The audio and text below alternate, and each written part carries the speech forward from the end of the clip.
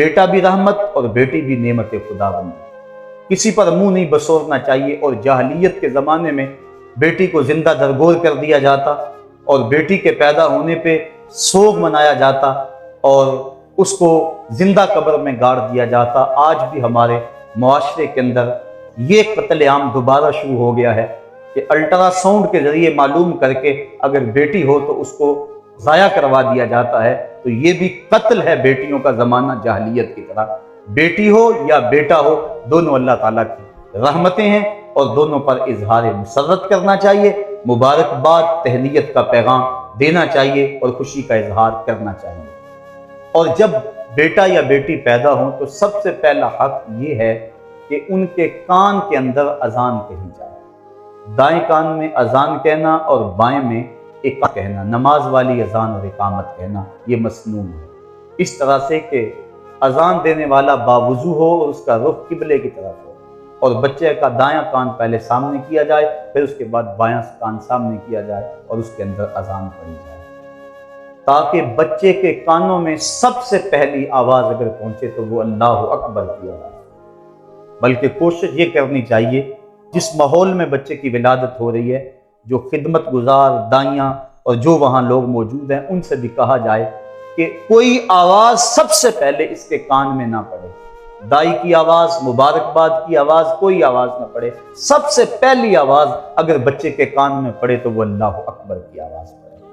ہر بچہ فطرت اسلام پہ پیدا ہوتا ہے۔ آقا کریم نے ارشاد فرمایا کل مولود یولد علی الفطرہ فابواہ یہودانہ او یمجسانہ او ینصرانہ۔ ہر بچہ فطرت اسلام پہ پیدا ہوتا ہے، اب اس کے ماں باپ اس کو یہودی، عیسائی اور مجوسی بناتے ہیں۔ اس لیے جب بچہ پیدا ہو تو اس کے کان کے اندر اللہ اکبر کی صدا پہنچے، وہ جان جائے کہ میں حضور کے غلاموں کے گھروں میں آیا ہوں اور حضور کی غلامی مجھے نصیب ہوئی ہے۔ اور آج ماہرین اس بات کو بیان کرتے ہیں کہ پہلی آوازیں بچپن میں جو بچے کے کانوں میں پڑتی ہیں وہ ان کا فہم نہیں رکھتا، لیکن اس کے باوجود ساری زندگی وہ ان آوازوں سے مانوس رہتا ہے اور اس کے اثرات اس کے دل میں اترتے ہیں۔ تو بچے کے کانوں میں سب سے پہلے اللہ کی بڑائی کی اور حضور علیہ السلام کی گواہی کی آواز پڑے۔ پھر بچے کو تحنیک دینا، گٹی جس کو کہا جاتا ہے، یہ بھی مسنون ہے۔ موجودہ دور میں کچھ ڈاکٹر اس کی مخالفت کرتے ہیں، لیکن گٹی کے جو فوائد ہیں اس پر بھی ماہرین نے گفتگو کی ہے۔ اس سے بچے کو بہت سارے فوائد ملتے ہیں اور بچہ فصیح ہوتا ہے۔ وہ شہد یا کھجور لے کے بچے کے تالو پر اس کو مل دیا جائے اور منہ میں اس کو پھیلا دیا جائے، اور اگر کوئی اچھا اور نیک آدمی گٹی دے تو یہ ایک اچھی اور نیک فعال ہے۔ بچہ جب 7 دن کا ہو تو اس کا عقیقہ کرنا مسنون ہے۔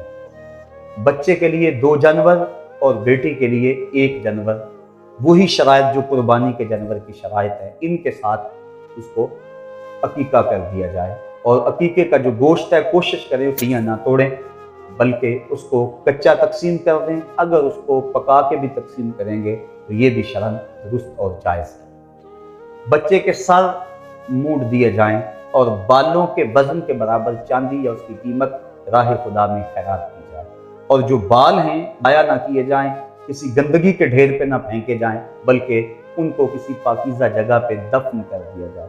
یہ صرف بچے کے بالوں کا مسئلہ نہیں، ہر انسان کے بال ہوں یا ناخن ہوں، یہ انسان کے جسم کا جز اور حصہ ہیں، ان کو کٹوا کے یوں ہی نہیں پھینکنا چاہیے، بلکہ یہ انسان کی عزت اور تکریم ہے کہ اس کو کسی پاک جگہ پہ رکھنا چاہیے یا دفن کر دینا چاہیے۔ اس کے بعد بچے کے ختنے 7 دن کرنا یہ بھی مسنون ہے۔ بچہ کمزور ہو تو اس کے ختنوں کا وقت آگے بھی لے جایا جا سکتا ہے، لیکن علماء نے یہ تصریح کی ہے کہ بلوغت سے قبل ختنے کر دیے جائیں، اس لیے کہ جو پردہ ہے وہ واجب ہے اور ختنے مسنون، تو سنت ادا کرنے کے لیے ایک واجب توڑنا پڑے گا اگر بلوغت کے بعد ختنے کیے، لہذا بلوغت سے قبل جب چاہیں آپ ختنے کر دیں گے، لیکن بہتر یہ ہے کہ 7ویں دن ختنے کر دیے جائیں۔ ہاں اگر کوئی شخص اسلام لاتا ہے بلوغت کے بعد تو اس کے ختنے اسی وقت کیے جائیں گے۔ حضرت ابراہیم علیہ السلام 80 سال کی عمر میں تھے کہ جب ختنوں کا حکم آیا تو آپ نے بسولے کے ساتھ خود اپنے ختنے فرمائے تھے، تو عمر کے کسی حصے کے اندر بھی ختنے کیے جا سکتے ہیں اگر ختنے نہ ہو سکے۔ پھر اچھا نام رکھ دینا، یہ 7ویں دن اگر نام رکھ دیں تو یہ مسنون ہے، اس سے قبل نام رکھنا بھی جائز ہے، لیکن مسنون یہ ہے کہ 7ویں دن نام رکھا جائے۔ اور آقا کریم نے ارشاد فرمایا تسموا باسماء الانبیاء، اپنے بیٹوں کے نام نبیوں کے ناموں پہ، اور پھر فرمایا احب الاسماء، بہترین اور محبوب ترین اسماء جو ہیں وہ اللہ کے ہاں وہ عبداللہ اور عبد الرحمن۔ اور پھر یہ بھی ارشاد فرمایا کہ بہترین نام حمام اور حارث، حمزہ نام کی فضیلت بھی احادیث کے اندر موجود ہے۔ اور یہ بھی ارشاد فرمایا تسموا باسمی، میرے نام پہ اپنے بچوں کے نام رکھو۔ اور علماء نے ارشاد فرمایا جس دسترخوان پہ محمد نام کا بچہ ہوگا وہاں بے برکتی نہیں آئے۔ تو جب اللہ اولاد دے تو کسی کا نام حضور کے نام پر محمد یا احمد رکھ دینا چاہیے۔ اور ایک حدیث کے بابرکت کلمات ہیں، آقا کریم نے فرمایا اگر تم اپنے بیٹے کا نام محمد رکھو تو پھر اس کی عزت بھی کرو۔ اور سیرت حلبیہ کے اندر امام برہان الدین حلبی لکھتے ہیں کہ قیامت کے دن اللہ تعالیٰ جل شانہ آواز دے گا یا محمد صلی اللہ علیہ وآلہ وسلم، تو محمد نام کے جتنے لوگ ہیں وہ اس آواز پہ دوڑ پڑیں گے، اور اللہ تعالیٰ فرمائے گا میں نے تمہیں تو نہیں بلایا، میں نے تو اپنے محبوب کو بلایا۔ عرض کریں گے مالک چونکہ ہمارا نام یہ تھا لہٰذا ہم اس پکار پہ چلے آئے، اللہ ارشاد فرمائے گا چلو آ گئے ہو، اب جنت تمہارا راستہ ہے۔ تو اس طرح اپنے بچے کا جو نام ہے وہ بابرکت نام رکھا جائے۔ ان الاسماء تتنزل من السماء، آسمان سے اسماء کی تاثیرات اترتی ہیں۔ آج اس موجودہ دور کے اندر لوگ اس خواہش میں ہوتے ہیں کہ ایسا نام رکھا جائے جو آج تک نہ کسی کا رکھا گیا ہو اور نہ سنا گیا ہو۔ یہ جدت کی خواہش انسان کی فطرت تو ہے، لیکن لوگ اس خواہش کے تحت ایسے نام رکھ دیتے ہیں کہ جن ناموں کا کوئی معنی اور کوئی مقصد بھی نہیں ہوتا ہے۔ محمل الفاظ بچوں کے نام رکھ دیے جاتے ہیں، صحابہ کے نام پہ نام رکھے جائیں، انبیاء علیہ السلام کے ناموں پہ نام رکھے جائیں۔ پھر کچھ ناموں سے منع کیا گیا، جن ناموں میں خود نمائی ہو ان ناموں سے منع فرمایا گیا، جس طرح برہ نام سے حضور نے منع فرمایا۔ اسی طرح جو دشمنان خدا و رسول کے نام ہیں ان ناموں سے منع فرمایا گیا، وہ نام نہ رکھے جائیں۔ ہمارے معاشرے کے اندر کیسر اور پرویز یہ 2 نام رکھے جاتے ہیں، حالانکہ یہ وہ بدبخت ہیں، ان میں سے پرویز نے میرے آقا کا خط پھاڑا تھا، اس لیے ایسے اگر نام کے ہیں تو ان کو فوری یہ نام بدل دینے چاہیے اور اللہ اور اس کے رسول کی ناراضگی مول نہیں لینی چاہیے۔ تو اچھے نام رکھنے کی برکتیں یقیناً ظاہر ہوتی ہیں۔ جب بچے کی عمر 7 سال ہو جائے تو آقا کریم نے ارشاد فرمایا کہ مرو اولادکم بالصلاۃ وہم ابناء 7 سنین وَاضْرِبُوهُمْ عَلَيْهَا وَهُمْ أَبْنَاءُ 10 سنین وَفَرِّقُوا بَيْنَهُمْ فِي الْمَضَاجِعِ۔ فرمایا جب تمہارے بچوں کی عمر 7 سال کو پہنچے تو ان کو نماز کی طرف کھینچ کے لے جاؤ، انگلی لگا کر مسجد کا راستہ دکھاؤ، بچیوں کے لیے گھروں میں مصلے بچھاؤ، اور اگر 10 سال کے ہو جائیں اور نماز نہ پڑھیں تو فرمایا ان کو مار کر نماز پڑھاؤ۔ بچے کو دین کے لیے تنبیہ کرنا، اس کو مارنا شریعت نے اس کی اجازت دی ہے۔ والد کو تاکید کی کہ وہ دیوار کے ساتھ کوڑا لٹکا کے رکھے اور بچوں کو اللہ سے ڈرائے۔ یہ جو سکولوں کی دیواروں کے اوپر اب لکھا ہوا ہے کہ مار نہیں پیار، یہ شریعت کی روح کے منافی ہے۔ استاد کی مار کے اندر بھی پیار ہوتا ہے اور بچے کو وہ تہذیب سکھاتا ہے۔ اس طرح تو بچے آوارہ مزاج ہو رہے ہیں اگر استاد کا یا والدین کا ڈر نہ ہو تو وَاضْرِبُوهُمْ کے لفظ کتب حدیث میں موجود ہے کہ ان کو مارو، اور جب وہ 10 سال کے ہو جائیں تو ان کے بستر بھی الگ کر دو، کیونکہ اس وقت وہ بلوغت کے قریب پہنچ جاتے ہیں، لہٰذا اس وقت ان کے بستر الگ الگ کر دیے جائیں تاکہ ممکنہ خرابی سے بچا جا سکے۔ جس طرح بچہ پیدا ہوتا ہے تو سب سے پہلے اس کے کان کے اندر اللہ کی بڑائی کی آواز پہنچانا مسنون ہے، اس طرح جب بچہ بولنے لگے اور اس کی زبان فصیح ہونے لگے تو حدیث میں آتا ہے سب سے پہلے اس کے لبوں پہ لا الہ الا اللہ جاری ہے، وہ سنے تو سب سے پہلے اللہ اکبر کی صدا، اور وہ بولے تو سب سے پہلے لا الہ الا اللہ کی صدا، اور اس کے بعد محمد رسول اللہ سکھا، اس کے بعد آیت الکرسی سکھاؤ، اس کے بعد سورہ حشر کی آخری 3 آیتیں سکھاؤ، اور پھر اس کے بعد فرمایا علموا رجالکم سورۃ المائدہ وعلموا نساءکم سورۃ النور۔ تو مرد ہیں، لڑکے ہیں، انہیں سورہ مائدہ سکھاؤ، اور جو لڑکیاں ہیں انہیں سورۃ النور سکھاؤ۔ اور پھر آقا کریم علیہ السلام نے یہ بھی ارشاد فرمایا کہ اپنی اولاد کو کتابت سکھاؤ، علموہ الکتابہ، ان کو کتابت سکھاؤ، لکھنا سکھاؤ، بس سباحہ، اور ان کو تیرنا سکھاؤ، بس رمایا، اس کو تیر اندازی سکھاؤ، اور ایک روایت میں ہے گھڑ سواری سکھاؤ، گھوڑے پہ بیٹھ کے سفر کرنا ان کو سکھاؤ، اور فرمایا کو سوائے پاکیزہ کے کوئی اور رزق نہ دو۔ یہ تمہارا تحفہ ہے جو تم اپنی اولاد کو دے سکتے ہو۔ حضرت امام حسن مسجد نبوی میں آئے، کھجور کا ڈھیر پڑا ہوا تھا، تو ایک کھجور انہوں نے اٹھا لی، اور صدقے کی کھجوریں تھیں، انہوں نے پکڑ کے اپنے منہ میں ڈال لی۔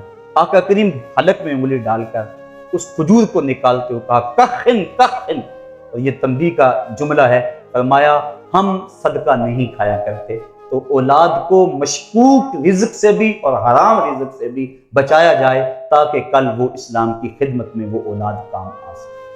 حضرت ابو درداء کا واقعہ آپ نے کئی بار سنا، علماء بیان فرماتے ہیں کہ صبح فجر کی نماز پڑھتے ہیں تو بھاگ جاتے ہیں۔ ایک دن آقا کریم نے کہا ابو درداء کاہے کی جلدی ہوتی ہے؟ عرض کرتے ہیں حضور ہمارے ہمسایوں کے گھر میں کھجور کا ایک لمبا اونچا درخت ہے جس کا جکاؤ کچھ میرے ویڑے کی طرف ہے، اور آج کل ٹھنڈی ہوائیں مدینے میں صبح سلامی دینے آتی ہیں، کھجوروں کے پکنے کا موسم ہے، کچھ کھجوریں ٹوٹ کے میرے ویڑے میں گر پڑتی ہیں، میں اس لیے جلدی چلا جاتا ہوں کہ بچوں کے اٹھنے سے قبل وہ کھجوریں اٹھا کے ہمسائے کے گھر میں پھینکیں، کہیں میرا بچہ کوئی کھجور اٹھا کے کھا لے۔ اور ہماری سڑک سے گنے کی ٹرالی گزر کر تو دیکھ، ہم کہتے ہیں بڑا دلیر نکلا بچہ، کتنے گنے کھینچ لایا، اس کی حوصلہ شکنی کرنی چاہیے، اور اس کے رزق حلال کا اہتمام اور انتظام کرنا چاہیے تاکہ اس کی بہتری ہو۔ بچے کو بہادر اور جرأت مند بنانے کے لیے والدین کو اقدام کرنے چاہیے، اور ایسا کام نہیں کرنا چاہیے جس سے اس کے نفسیات کے اندر بزدلی پیدا ہو۔ بعض اوقات بچہ رو رہا ہے، ماں کو ضروری کام ہے اور بچے کو چپ کرانا مقصود ہے، تو ماں جلدی کہہ رہی ہے کہ کتا آ گیا چپ کر جا، بلی آ گئی چپ کر جا، تو بچہ وقتی طور پہ تو چپ کر جاتا ہے، لیکن اس کے نفسیات کے اندر کتے اور بلی کا ڈر پیدا ہو جاتا ہے۔ اور میں کہا کرتا ہوں جس بچے کو بچپن میں بلی اور کتے سے ڈرایا گیا ہے وہ بڑا ہو کے شیر کا مقابلہ کیسے کرے گا؟ اپنے بچوں کو کتوں اور بلیوں سے نہ ڈراؤ، انہوں نے بڑے ہو کے محمد عربی کے شیر بننا۔ اگر تم نے اپنے بچوں کو اس طرح تربیت کی تو ان کے نفسیات کمزور ہو جائیں گے۔ اس طرح بچوں کے لباس کا خاص خیال رکھیں۔ ہر ماں کی خواہش ہے کہ میرا بچہ بڑا خوبصورت نظر آئے، لیکن کیا ہم شرعی لباس پہنا کر ہی اس کو خوبصورتی میں دیکھ سکتے ہیں، یا کہ شرعی لباس کا اہتمام کر کے خوبصورتی میں سے دیکھ سکتے ہیں؟ چھوٹے بچوں کو چاندی کے کنگن اور سونے کی انگوٹھیاں وغیرہ پہنانا درست نہیں ہے۔ تحفے کے طور پہ اگر لوگ دیں تو ان کو رکھ لیں، سنبھال لیں، کسی اور مصرف میں لے آئیں، اور بچوں کو چونکہ منع کیا گیا ہے سونا چاندی پہنانا، بچیوں کو پہنائیں اور بچوں کو پہنانے سے گریز کریں، اور ان کا لباس جو ہے اس کے اوپر مختلف جو ہیں وہ تصویریں چھپی ہوئی ہوتی ہیں، جبکہ حدیث میں آتا ہے جس گھر میں جنبی کتا یا تصویر ہو اس گھر میں رحمت کا فرشتہ نہیں آتا۔ اس لیے اس بچے سے رحمت کا فرشتہ دور ہو جائے گا۔ اس کو سادہ لباس پہنائیں، وہ لباس پہنائیں جو اللہ اور اس کے رسول کو پسند ہے، جو پردہ بھی اور زینت بھی ہو اور جس سے حسن بھی جھلکتا ہو، اور ظاہر ہے کہ حضور کے طریقے سے بڑھ کر اور حسن کہاں ہو سکتا ہے۔ اللہ اکبر۔ اپنی اولاد کو دین سکھائیں۔ آقا کریم علیہ السلام نے ارشاد فرمایا ادبوا اولادکم ثلاث خصال، اپنی اولاد کو 3 چیزیں سکھاؤ۔ کون کون سی؟ حب نبیکم، ایک اپنے نبی کا پیار سکھاؤ، یہ وہ تحفہ ہے جو تم اپنی اولاد کو دے سکتے ہو۔ اب اپنی اولاد کے سینے میں حضور کا پیار کیسے ڈالیں؟ اپنے گھروں میں حضور کے ذکر کی مجلسیں منعقد کرو، محافل میلاد کا انعقاد کرو، کھانا کھانے بیٹھو، کم از کم پیر کے دن کھانا کھانے سے قبل درود کی مجلس سجاؤ اور آقا پر درود پڑھو، اور اس کے بعد کھانا کھلاؤ۔ بچوں کے دل میں صاحب درود سے پیار پیدا ہو جائے۔ تو یہ والدین کی کوشش اور ذمہ داری ہے کہ وہ اپنے اولاد کے دل میں حضور کا پیار رکھیں، بحب اہل بیت ہی، اور حضور علیہ السلام کے اہل بیت کا پیار بچوں کے سینے میں ڈالا جائے، یہ سکھایا جائے۔ اولاد کا حق ہے والدین کے ذمہ، تو وہ کس طرح ہوگا کہ اہل بیت رسول کے مناقب بیان کیے جائیں، ان کے فضائل بیان کیے جائیں۔ کتب صحاح میں اور جتنی بھی احادیث کی کتب موجود ہیں ان میں جہاں باقی چیزیں، مسائل، شریعت کے معاملات، حلال و حرام بیان کیے گئے ہیں، وہاں اہل بیت، صحابہ رضوان اللہ علیہم اجمعین اور اچھے لوگوں کے فضائل، انبیاء کے فضائل بیان کیے گئے ہیں، اور کسی چیز کا تذکرہ محبت سے ہو تو بندے کا اس کی سمت میلان ہو جاتا ہے۔ تیسرا حق، اس کو قرآن کی تلاوت کرنے سے چھین لو ان کے ہاتھوں سے ناول، چھین لو ان کے ہاتھوں سے گانوں اور فلموں کی سیڑیاں، ان کے ہاتھوں میں اللہ کا قرآن دے دو، مصطفیٰ کی حدیث دے دو، اسلامی تاریخ دو، حضور کی سیرت کی کتابیں ان کے ہاتھوں میں تھما دو، ان کی خلوتوں پہ، ان کی جلوتوں پہ غور کرو، ان کی دوستیوں پہ غور کرو کہ ان کی دوستیاں برے لوگوں کے ساتھ تو نہیں ہے، دین بیزار طبقے کے ساتھ ان کا بیٹھنا اٹھنا تو نہیں ہے جو دین سے انہیں دور کر دیں گے، کیونکہ المرء علی دین خلیلہ فلینظر احدکم من یخالل، فرمایا ہر شخص اپنے دوست کے دین پہ ہوتا ہے، ہر بندہ کسی سے دوستی لگانے سے قبل دیکھے کہ اس دوست کا دین کیا ہے۔ تو اپنے بچوں کی دوستیوں پہ نظر رکھو اور اچھے لوگوں کی صحبت میں بٹھاؤ، بالخصوص جو باعمل علماء ہیں، اگر ان کی صحبت مل جائے تو وہ کبریت احمر یعنی سرخ گندک کی طرح ہے، ان کی صحبت میں تمہاری اولاد بیٹھے گی تو دین کا رنگ چڑھے گا، اور وہ اللہ اور اس کے رسول کے مطیع اور فرما بردار ہوں گے، تمہارے بھی فرما بردار ہوں گے۔ اس لیے فرمایا اپنی اولاد کو قرآن مجید کی تلاوت سکھاؤ، یہ وہ تحفہ ہے جو تم اپنی اولاد کو دے کے جا سکتے ہو، اور اگر تم نے اپنی اولاد کو یہ نہیں دیا تو کیا دیا؟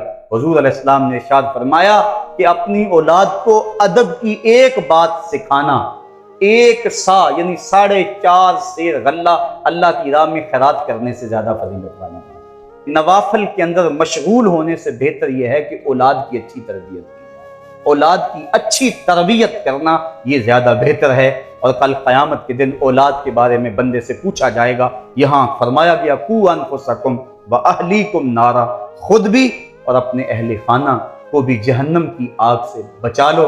کل قیامت کے دن اولاد کے بارے میں والد کو پوچھا جائے گا، والدہ کو پوچھا جائے گا، اور اس حوالے سے ایک اور اہم بات ہے، اور وہ یہ کہ والد اور والدہ دونوں مل کر بچے کی تربیت کو ادا کرتے ہیں، اس کی تربیت میں حصہ لیتے ہیں، لیکن سب سے زیادہ حصہ بچے کی تربیت کے اندر ماں کا ہے۔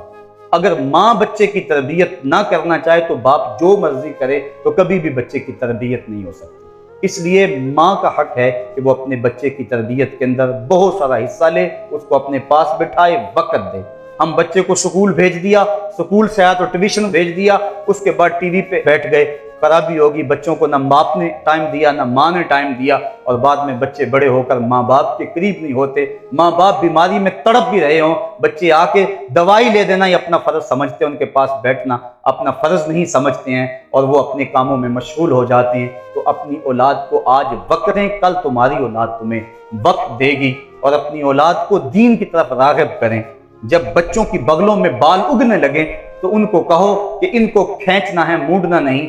عموماً اس وقت پتہ چلتا ہے جب بندہ موڑ چکا ہو، جبکہ حدیث کے اندر نتف الابط کے لفظ ہیں کہ بال کھینچنا جو ہے وہ مسنون ہے، اور کھینچنے سے چند بار کھینچنے سے یہ بال ویسے ہی جو ہے وہ ختم ہو جاتے ہیں۔ تو ان کو ترغیب دیں، جب بچے کی داڑھی کا خط آنے لگے تو اسے ترغیب دیں کہ یہ اللہ کے رسول کی سنت ہے، اس کا قتل نہیں کرنا۔ وہ بدقسمت مائیں ہیں جو بیٹوں کو کہتے ہیں کہ بیٹا ابھی تیری عمر داڑھی کی نہیں ہے، اگر داڑھی کی عمر نہیں ہے تو آئی کیسے ہے؟ بلکہ بیٹے کو ترغیب دے، اس کو سنت امام سجانے، اس کی پیشانی چوم کر جو ہے کہے کہ بیٹا تیرا یہ حلیہ مجھے بھی پسند ہے، اللہ اور اس کے رسول کو بھی پسند ہے۔